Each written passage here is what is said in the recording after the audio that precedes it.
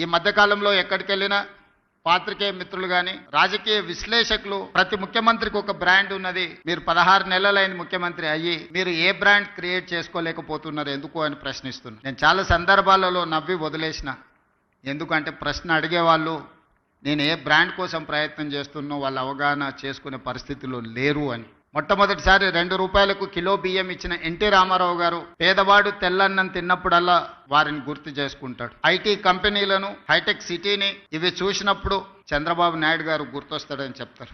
అదేవిధంగా జలయజ్ఞం, వ్యవసాయాన్ని ప్రాధాన్యతగా తీసుకొని ఉచిత కరెంటు నుంచి సాగునీటి ప్రాజెక్టుల వరకు రైతుల సమస్యలను చర్చించినప్పుడు రైతు బాంధవుడుగా డాక్టర్ వైఎస్ రాజశేఖర రెడ్డి గారు గుర్తొస్తారు. సరే, ఇంకొంతమంది కొన్ని రకాలుగా కొన్ని బ్రాండ్స్ క్లెయిమ్ చేస్తూ ఉంటారు, ఉద్యమకారులమని, తెలంగాణ ప్రదాతలమని. వాళ్ళ గురించి నేను పెద్దగా చర్చించదలుచుకోలేదు.